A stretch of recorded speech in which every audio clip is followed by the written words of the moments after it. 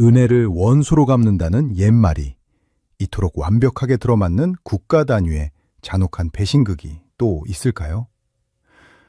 15년 전 자신들이 굶어 죽기 직전일 때는 제발 살려달라며 공항부터 공장 부지까지 붉은 융단을 깔아주던 나라가 있었습니다. 그런데 30조 원이라는 천문학적인 한국의 자본이 투입되고 국민소득이 3배나 뛰며 배가 부르기 시작하자 그들은 그 붉은 융단을 걷어다 우리 기업의 목을 조르는 올가미로 만들어버렸습니다. 짐작하셨겠지만 바로 동남아의 새로운 용이라며 전 세계가 칭송했던 베트남 이야기입니다. 우리는 흔히 자본주의 시장에서 영원한 적도, 영원한 우방도 없다고 말합니다. 하지만 최소한 상도애라는 것이 있고 국가 간의 신뢰라는 것이 존재합니다. 베트남은 이 모든 기본을 산산조각냈습니다. 오늘 우리는 껍데기뿐인 뉴스가 아니라 가장 냉혹하고 뼈아픈 글로벌 자본의 이동 경로를 두 눈 부릅뜨고 추적해야 합니다. 이 거대한 배신극의 이면을 완벽하게 꿰뚫어 보셔야만 우리 선배님들의 피 같은 노후 자산이 무방비로 털리는 것을 막을 수 있기 때문입니다. 시계를 15년 전으로 돌려보겠습니다. 당시 베트남은 1인당 국민 소득이 1,000달러도 채 되지 않는 그야말로 희망이 보이지 않는 최빈국이었습니다. 전 세계 어떤 선진국도 인프라 하나 제대로 갖춰지지 않은 그 척박한 땅에 거액을 투자하려 하지 않았습니다. 그때 베트남의 손을 잡아준 유일한 구원자가 바로 우리 대한민국의 삼성이었습니다. 단순히 공장 하나 덜렁 지은 수준이 아닙니다. 허허벌판이던 박민성 일대에 아스팔트 도로를 깔고 전봇대를 세우며 수만 명의 베트남 청년들에게 세계 최고 수준의 정밀 제조 기술을 밑바닥부터 가르쳤습니다. 그 결과가 어땠습니까? 베트남 전체 수출의 20%, 국가 GDP의 5분의 1을 단 한 기업이 책임지며 나라 전체를 멱살 잡고 끌어올렸습니다. 동남아시아의 가난한 농업 국가가 최첨단 스마트폰 수출국으로 탈바꿈하는 한강의 기적에 이은 하노이의 기적은 온전히 대한민국 엔지니어들의 피땀으로 만들어진 훈장이었습니다.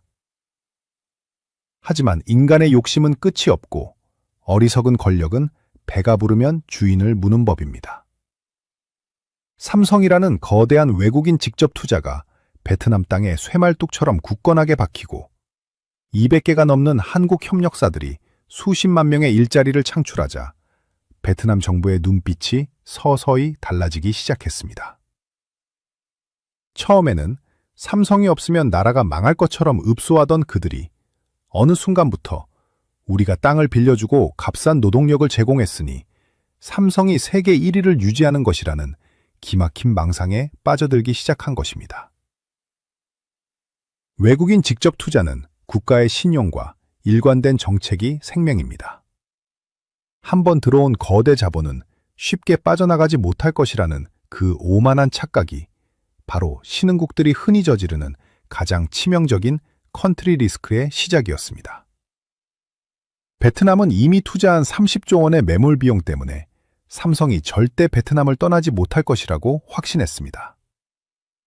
호랑이 새끼를 키워준 줄도 모르고 그 호랑이의 목줄을 자신들이 쥐고 있다고 착각한 것입니다. 그 오만함은 곧바로 끔찍한 배신으로 이어졌습니다. 베트남 정부는 삼성 유치를 위해 약속했던 법인세 면제 혜택을 헌신짝처럼 내던졌습니다. 국가 간의 조약이자 굳건한 약속이었던 투자 인센티브를 상황이 변했으니 계약도 바꿔야 한다는 조폭 같은 논리로 짓밟아 버린 것입니다. 계약서에 찍힌 정부의 공식 도장이 잉크도 마르기 전에 휴지 조각이 되는 참담한 광경을 보며 현지에 진출한 우리 기업인들은 경악을 금치 못했습니다.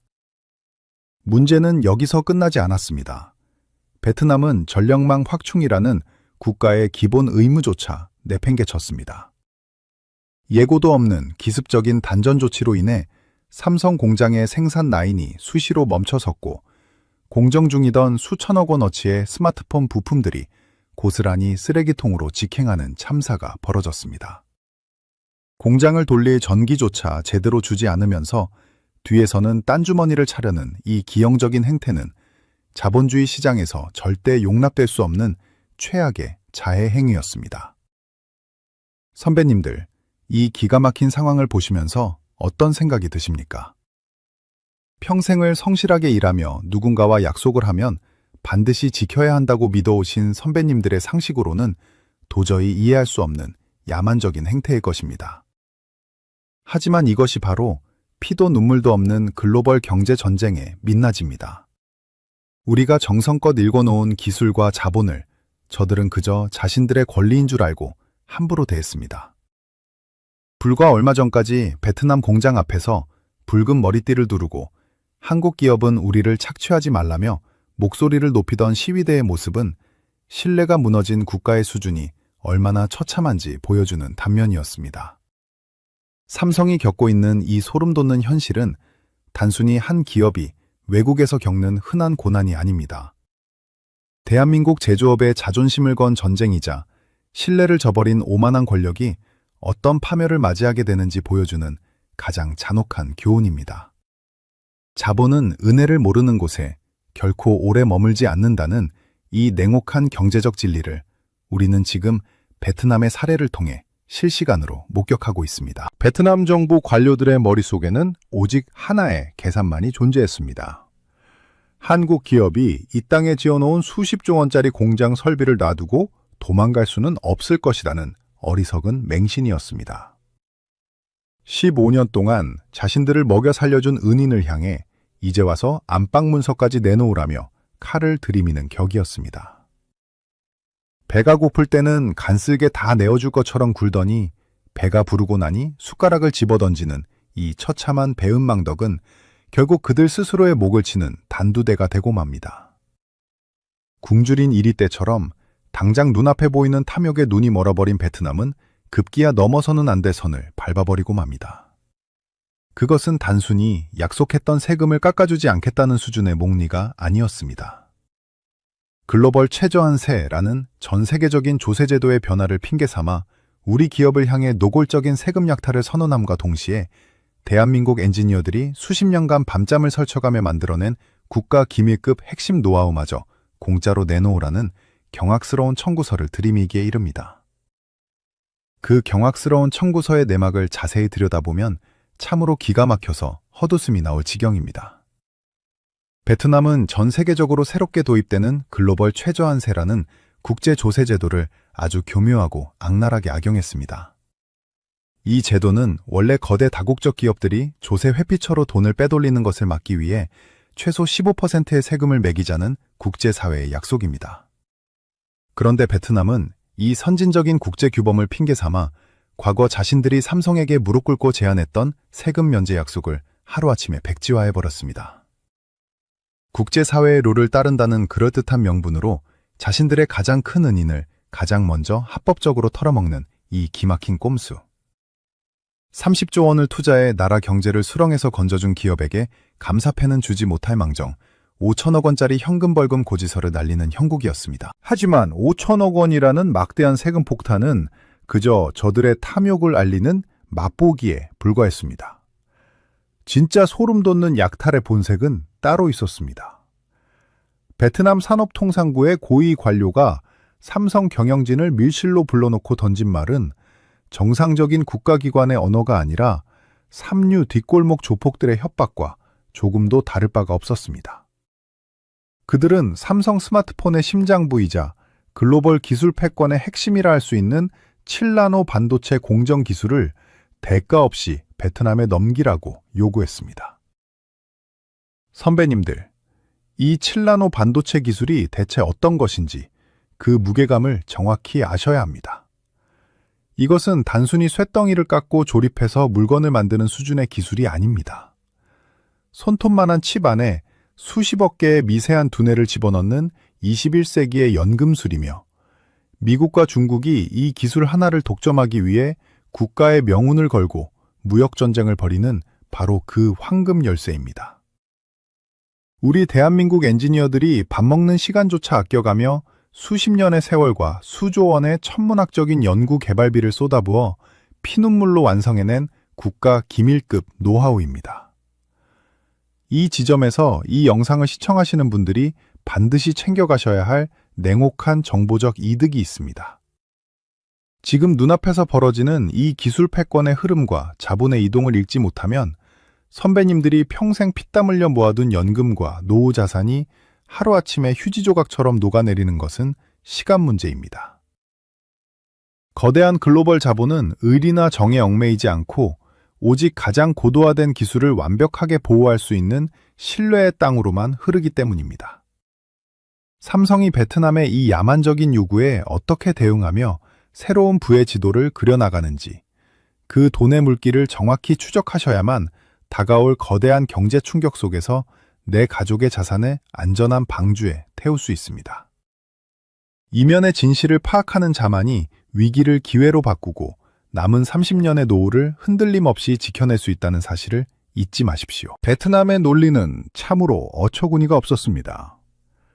지난 15년 동안 삼성이 베트남 땅에서 값싼 노동력을 이용해 돈을 많이 벌었으니 이제 그 정도의 최고급 기술은 기부하는 셈치고 내놓으라며 뻔뻔하게 손을 내밀었습니다.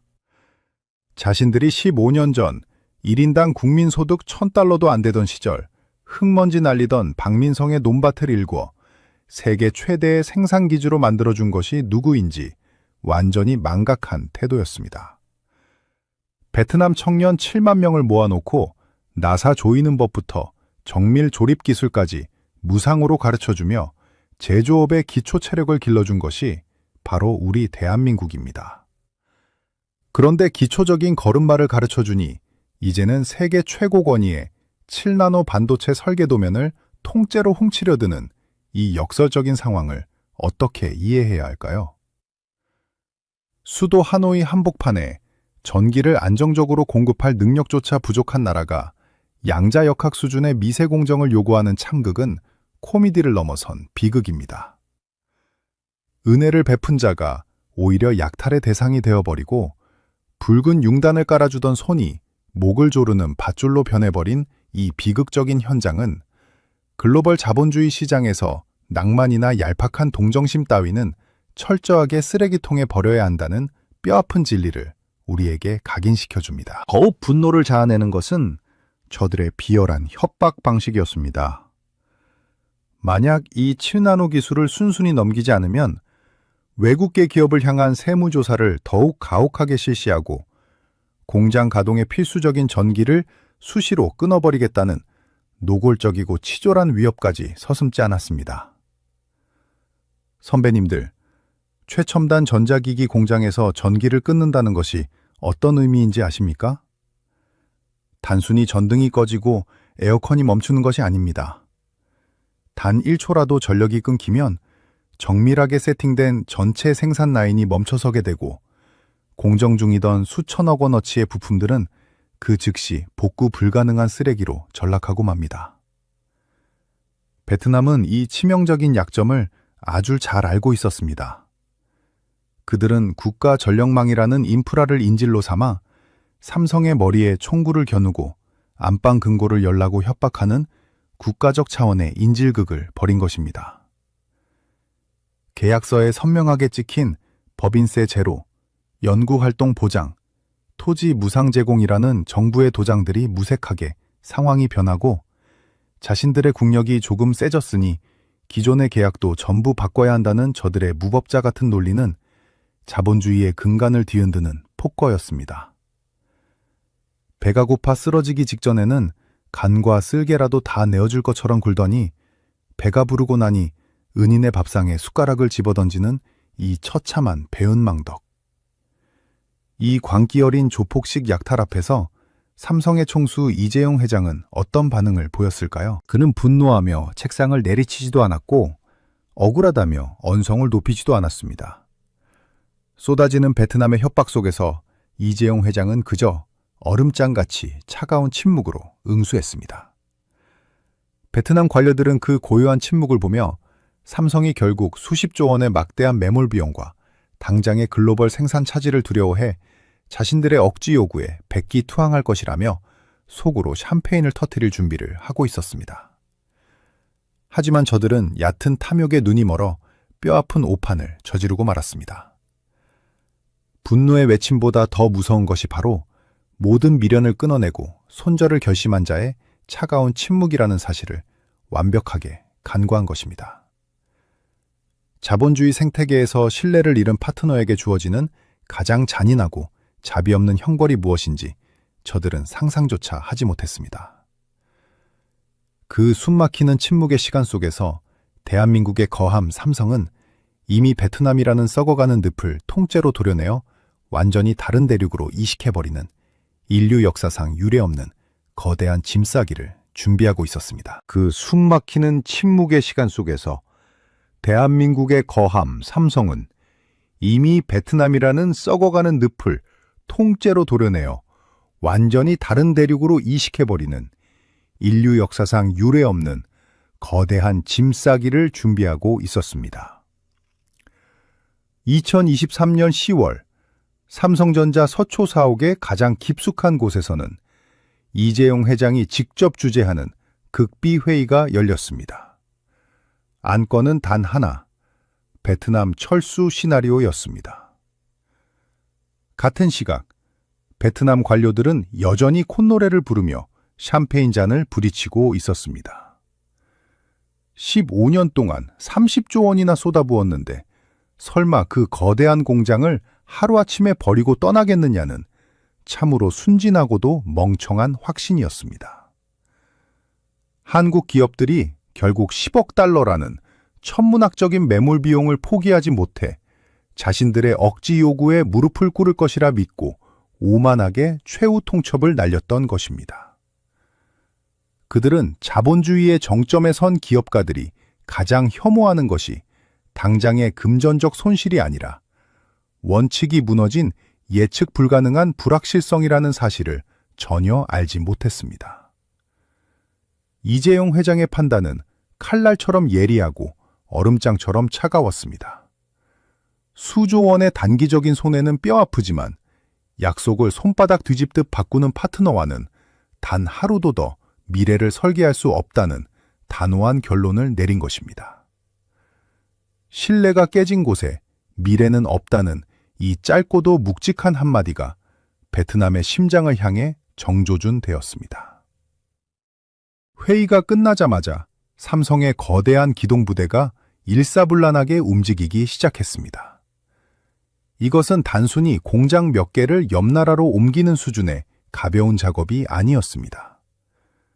베트남 국가 경제의 심장을 통째로 도려내어 완전히 다른 대륙으로 이식하는 인류 역사상 유례를 찾아보기 힘든 거대한 글로벌 공급망의 대이동이 시작된 것입니다. 베트남이 삼성이 절대 떠나지 못할 것이라며 어리석은 비웃음을 흘리고 있을 때 삼성은 이미 전 세계 지도를 펼쳐놓고 새로운 황금의 거점을 치밀하게 분석하고 있었습니다. 여기서 우리가 반드시 눈여겨봐야 할 인물이 역사의 전면에 등장합니다. 바로 14억 인구를 이끄는 인도의 모디 총리입니다.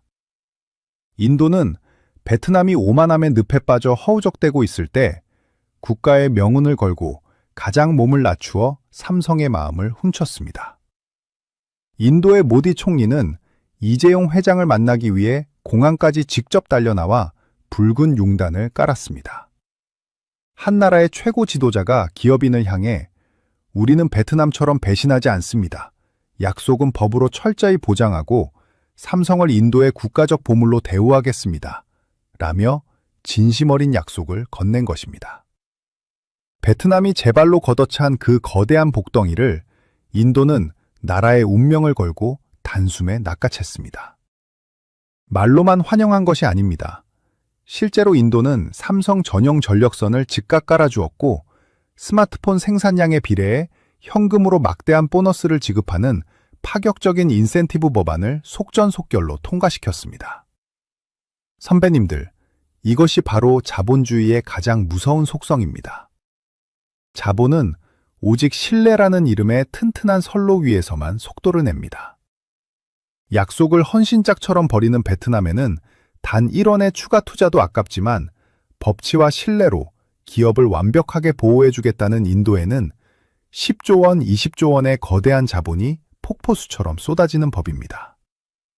14억 인구라는 거대한 내수 시장과 법치가 제대로 작동하는 안정적인 환경, 그리고 기업을 국가적 보물로 대우하는 그 태도의 차이가 결국 베트남의 심장을 멈추게 하는 결정적 타격이 되었습니다. 2026년 1월, 베트남의 북부 하이퐁 항구에는 평소에는 감히 상상도 할 수 없었던 기괴하고도 소름 돋는 풍경이 펼쳐졌습니다. 거대한 컨테이너 수만 개가 끝이 보이지 않게 줄을 지어 화물선에 실리기 시작한 것입니다. 그 육중한 쇠상자 안에는 과연 무엇이 들어있었을까요? 바로 지난 15년간 베트남 경제를 기둥처럼 떠받쳐온 삼성의 최첨단 생산 설비들이었습니다. 스마트폰의 두뇌를 조립하고 정밀한 화면을 깎아내던 그 수조 원짜리 기계들이 하나둘씩 차갑게 해체되어 배에 오르는 모습을 지켜보던 베트남 세관원들은 그제야 사태의 심각성을 깨닫고 사시나무 떨듯 손을 떨기 시작했습니다. 설마 하던 악몽이 눈앞에 현실이 되어 자신들의 목줄을 끊어내고 있었던 것입니다. 다급해진 관료들이 뒤늦게 윗선에 보고하고 발을 동동 굴렀지만 이미 돌이킬 수 없는 강을 건넌 후였습니다. 이재용 회장의 철수 명령이 떨어진 이상 삼성의 컨테이너를 실은 거대한 화물선들은 단 한 번도 뒤를 돌아보지 않고 새로운 약속의 땅 인도를 향해 뱃머리를 돌렸습니다. 그 배들이 항구를 빠져나가는 순간 베트남은 그야말로 출구 없는 생지옥으로 곤두박질치기 시작했습니다. 이 거대한 엑소더스는 단순히 하나의 기업이 짐을 싸서 철수하는 단순한 사건을 넘어 글로벌 경제의 패권이 어디로 이동하고 있는지를 보여주는 가장 적나라하고 잔혹한 지표입니다. 선배님들, 이 영상을 시청하시며 느끼는 통쾌함 이면에 숨겨진 진짜 냉혹한 현실을 보셔야 합니다. 지금 전 세계에 부가 재편되는 이 거대한 프렌드 쇼어링, 즉 신뢰할 수 있는 동맹국으로만 공급망을 구축하는 경제전쟁의 한복판에 우리가 서 있습니다. 이 영상의 끝까지 귀를 기울이셔야 하는 이유는 단 하나입니다. 껍데기뿐인 뉴스 이면에 숨겨진 이 거대한 자본의 대이동 경로를 완벽하게 꿰뚫어 보셔야만 하기 때문입니다. 삼성이 베트남이라는 거대한 늪에서 발을 빼고 인도와 멕시코로 향하는 이 냉혹한 결정이 선배님들의 피 같은 노후 자산과 연금 포트폴리오에 어떤 폭발적인 변화를 가져올지 그 누구도 감히 말해주지 않았던 자본주의의 생존 지도를 챙겨가실 수 있습니다. 단순한 복수국으로 소비하고 넘어가기에는 우리 눈앞에 다가온 경제적 여파가 너무나도 거대합니다. 이 돈의 흐름을 읽지 못하면 낡은 예금 통장만 붙들고 있다가 베트남의 실직자들처럼 다가올 거대한 경제 변동의 파도에 휩쓸려 흔적도 없이 사라지게 될 것입니다. 글로벌 상장지수 펀드의 자금 흐름이 왜 신흥국 시장에서 인도의 비중을 공격적으로 늘리고 있는지, 그 근본적인 이유가 바로 이 배신과 신뢰의 서사 속에 모두 담겨 있습니다. 가장 현명한 투자자는 대중이 환호할 때 조용히 떠날 채비를 하고 오만한 자가 몰락할 때 새로운 부의 길목을 선점하는 법입니다. 약속을 헌신짝처럼 내버린 멍청한 선택 하나가 불러온 이 처참한 나비 효과는 결국 베트남이라는 나라 전체를 어떻게 붕괴시켰을까요? 수십만 명의 일자리가 증발하고 유령 도시로 변해버린 텅 빈 공장 앞에서 피눈물을 흘리는 베트남 노동자들의 절규.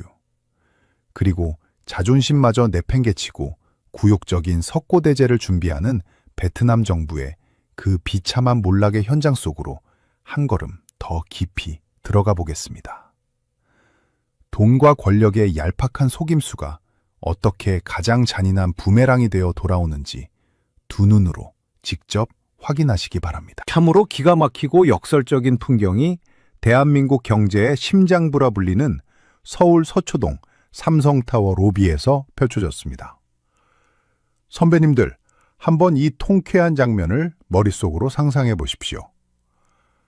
불과 몇 달 전까지만 해도 삼성 없어도 우리 잘 산다며 뾰족하게 굴던 베트남의 경제정책 수장, 즉 산업통상부 장관이 지금 어디에 있는지 아십니까?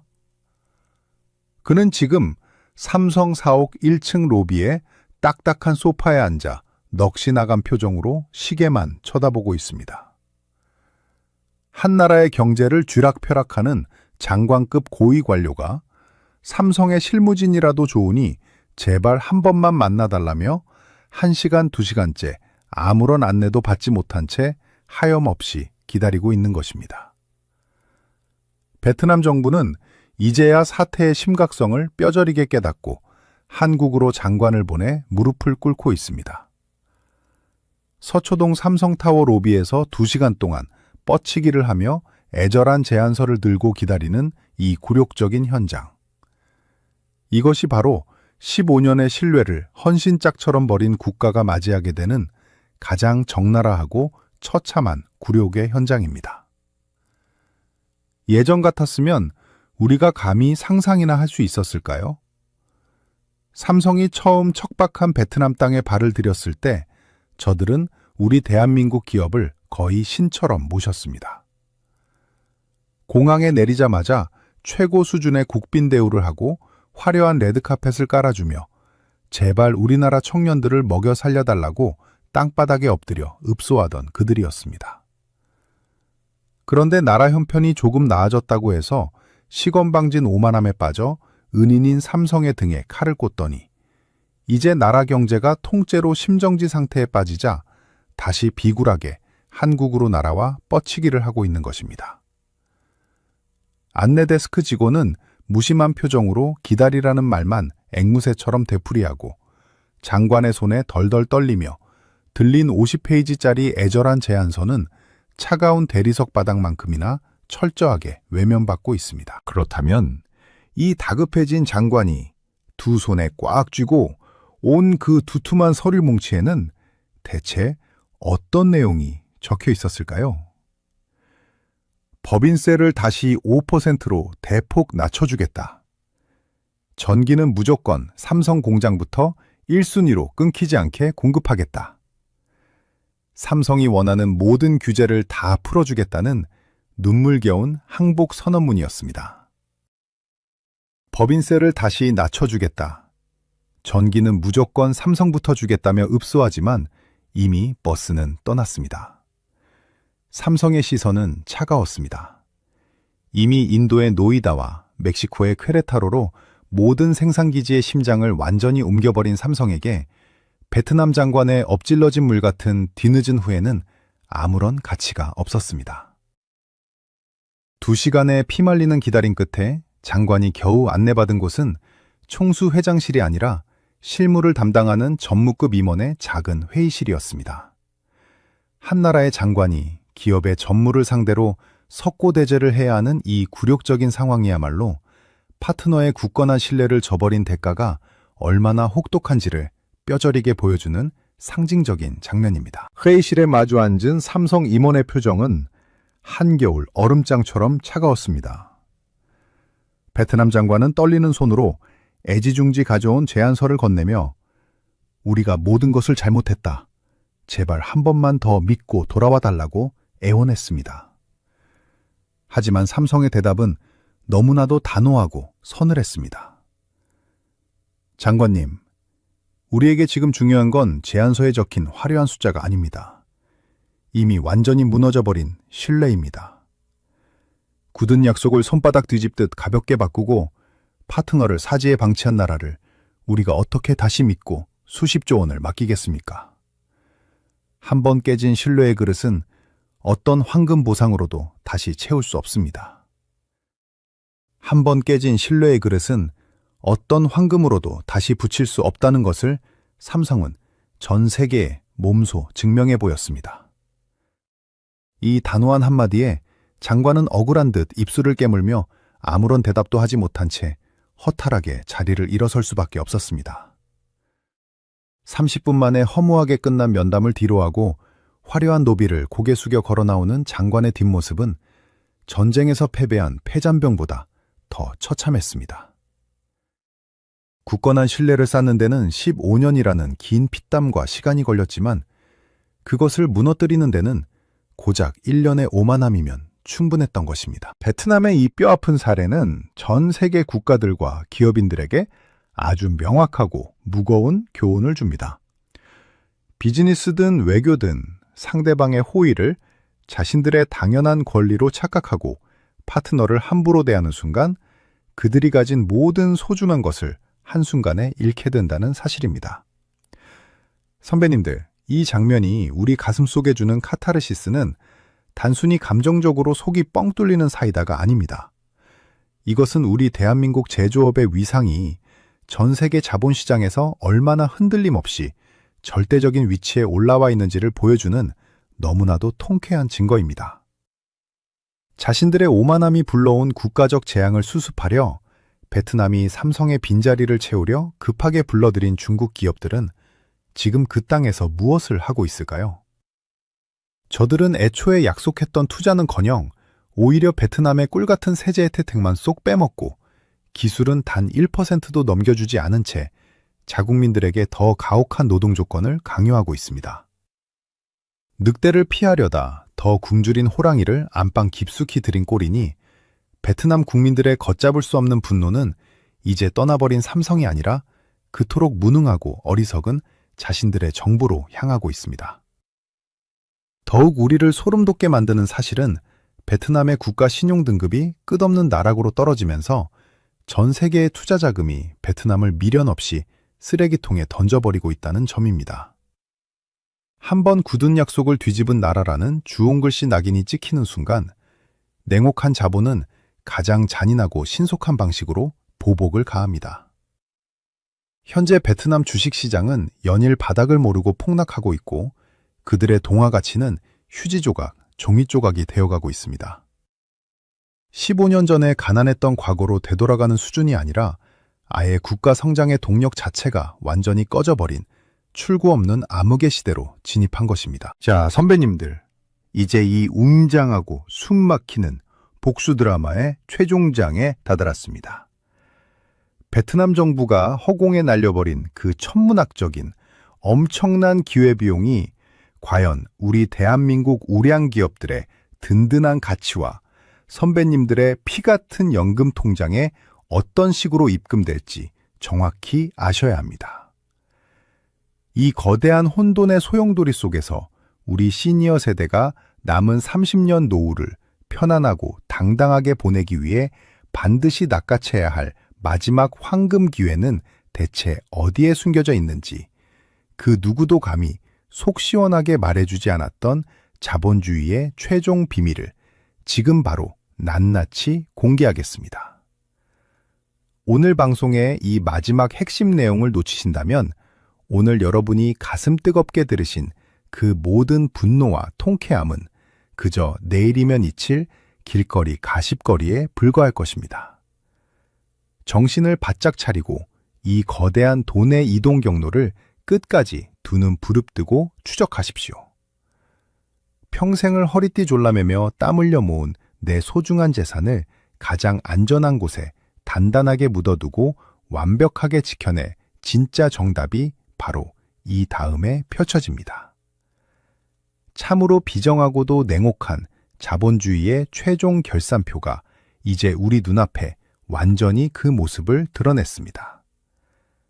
베트남이 15년 동반자인 삼성의 등 뒤에 칼을 꽂았을 때 그들은 자신들이 영원한 승리자가 될 것이라 확신하며 샴페인을 터뜨렸습니다. 하지만 선배님들, 두 눈으로 똑똑히 보십시오. 저들이 탐욕스럽게 들이켰던 그 축배는 사실 자국 경제의 성장을 영원히 멈추게 하는 치명적인 독약이었습니다.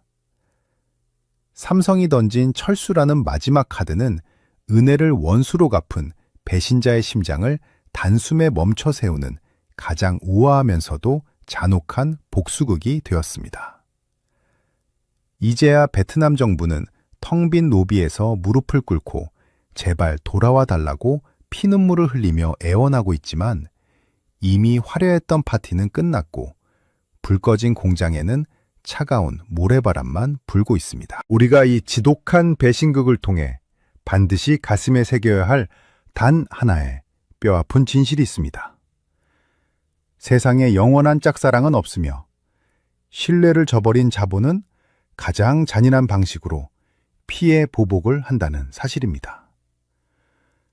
베트남이 우리 기업들에게 억지 세금을 때리고 핵심 기술을 내놓으라며 조폭처럼 목리를 부릴 때 우리 대한민국 기업들은 단순히 억울하다며 분통을 터뜨린 것이 아닙니다. 그들은 조용히 계산기를 두드리며 배신자를 대체할 더 안전하고 더 영리한 땅을 찾아 전 세계의 부를 대대적으로 이동시키고 있었습니다. 베트남이 오만함에 빠져 허우적대는 동안 대한민국 제조업의 거대한 자본은 인도의 노이다와 멕시코의 국경지대로 썰물처럼 빠져나가 그곳에 새로운 황금 제국을 건설해버렸습니다. 이것이 바로 우리 시니어 선배님들이 젊은 시절 평생 땀 흘려 지켜온 대한민국 제조업의 진짜 무서운 저력입니다. 우리는 한 번 배신한 파트너에게는 두 번 다시 기회를 주지 않는 지독한 독종들입니다. 베트남은 지금 수십만 명의 청년이 하루아침에 직장을 잃고 국가 신용등급이 바닥으로 처박히며 스마트폰을 조립하던 나라에서 다시 쌀농사를 짓던 원시 시대로 되돌아가고 있습니다. 자신들이 삼성을 키웠다는 그 어설프고 오만한 자부심이 정작 자기 나라 청년들의 밥그릇 하나 지키지 못하는 처참한 무능으로 증명된 셈입니다. 늑대를 피하려다 멍청하게 불러들인 중국 기업들은 이제 베트남의 안방까지 꿰차고 앉아 더 가혹한 수탈을 일삼고 있으니 이보다 더 통쾌하면서도 뼈아픈 인과응보가 세상 천지에 또 어디 있겠습니까? 그런데 선배님들, 여기서 우리가 가장 중요하게 챙겨야 할 내 지갑을 지키는 진짜 핵심 정보는 따로 있습니다. 삼성이 베트남을 무정하게 버리고 14억 인구의 인도를 선택한 이 거대한 대이동이 단순히 남의 나라 공장 옮기는 구경거리가 아니라는 점입니다. 지금 전 세계의 돈줄은 철저하게 신뢰라는 튼튼한 다리를 타고 움직이고 있습니다. 삼성이 약속의 땅 인도와 미국 턱 밑인 멕시코에서 거두어들일 그 기록적인 수익은 조만간 우리 주식시장과 선배님들의 소중한 연금 계좌에 폭발적인 보너스로 돌아오게 될 것입니다. 배신자의 처참한 몰락을 보며 속 시원하게 비웃는 데서 그칠 것이 아니라 그 무너진 잔해 속에서 솟아오르는 새로운 부의 통로를 누가 먼저 선점하느냐가 여러분의 남은 30년 노후의 품격을 결정짓는 가장 중요한 열쇠가 될 것입니다. 낡은 종이 예금 통장만 꽉 붙들고 세상 돌아가는 이치에 눈을 꾹 감고 계신다면 여러분은 언제 닥칠지 모르는 인플레이션과 거대한 경제 변동의 파도에 휩쓸려 베트남의 실직자들처럼 흔적도 없이 사라지게 될지도 모릅니다. 물가는 무섭게 치솟고 돈의 가치는 하루가 다르게 떨어지는 이 냉혹한 현실 속에서 내 피 같은 노후 자금을 지키는 유일한 방법은 돈이 흐르는 진짜 길목에 내 자산을 단단히 묻어두는 것뿐입니다. 오늘 이 영상을 끝까지 지켜보며 글로벌 자본이 이동하는 핏줄을 정확히 꿰뚫어 보신 여러분은 대한민국 우량 기업들이 전 세계를 상대로 벌이는 이 웅장한 승전보의 가장 큰 수혜자가 될 완벽한 자격을 갖추셨습니다. 자본주의는 피도 눈물도 없이 냉혹하지만 세상의 흐름을 읽는 지혜로운 자에게는 언제나 상상 그 이상의 든든한 보상을 안겨다 줍니다. 베트남의 오열 속에서 우리가 찾아낸 이 황금 같은 생존의 동화줄을 절대 놓치지 마십시오. 신뢰를 헌신짝처럼 내다버린 대가가 얼마나 잔혹한지, 그리고 그 위기 속에서 대한민국 제조업이 어떻게 전 세계 부의 지도를 멱살 잡고 다시 그리고 있는지, 그 소름 돋는 진실을 가슴 깊이 새기시길 바랍니다. 저 어리석은 자들이 허공에 날려버린 그 천문학적인 기회비용은 고스란히 우리 기업들의 압도적인 기술 격차와 시장 지배력으로 단단하게 치환되어 돌아오고 있습니다. 선배님들, 얇아진 지갑은 지혜와 정보로 가득 채우고 한동안 식어버렸던 대한민국 국민으로서의 자부심은 다시 한번 가슴속에서 뜨겁게 불태우셔도 좋습니다. 선배님들이 젊은 시절 뼈를 깎는 고통으로 읽어놓은 이 위대한 기술과 자본이 지금 전 세계를 어떻게 쥐락펴락 호령하고 있는지 오늘 두 눈으로 똑똑히 확인하셨을 것입니다. 삼성이 보여준 이 등골 서늘한 결단력은 곧 우리 대한민국의 꺾이지 않는 국격이자 전 세계 투자자들이 묻지도 따지지도 않고 한국 기업을 믿고 거액의 돈을 맡기는 가장 확실한 이유입니다. 배신자의 눈물은 피할 수 없는 자업자득이며 우리의 찬란한 도약은 역사적 필연입니다. 이 거대한 글로벌 공급망의 지각 변동 속에서 우리는 단순히 물건을 떼다 파는 하청 공장이 아니라 전 세계 자본의 거대한 흐름을 통제하고 설계하는 진정한 승리자로 거듭나고 있습니다. 오늘 이 통쾌하고도 짜릿한 압승의 소식에 답답했던 가슴이 시원하게 뻥 뚫으셨다면 지금 당장 댓글창에 대한민국 제조업 만세라고 힘차게 남겨주십시오. 여러분의 그 뜨거운 지지와 응원 한마디가 우리 기업들이 전 세계를 상대로 더 무서운 기술 복수국을 완성해 나갈 가장 강력한 원동력이 될 것입니다. 단순히 배신자를 향해 손가락질하며 화를 내는 것에 그치지 말고 이 역동적인 변화의 파도를 타고 여러분의 소중한 노후 자산을 어떻게 더 단단하고 안전하게 지켜낼 것인지 끊임없이 고민하는 깨어있는 시니어가 되시길 진심으로 바랍니다. 여러분의 성공적이고 여유로운 노후를 곁에서 언제나 든든하게 응원하겠습니다. 시청해주셔서 대단히 고맙습니다. 구독과 좋아요 그리고 알림 설정은 선배님들의 자산 가치를 높이는 가장 지혜로운 첫걸음입니다. 지금까지 시니어 연구소 강도훈 소장이었습니다. 고맙습니다.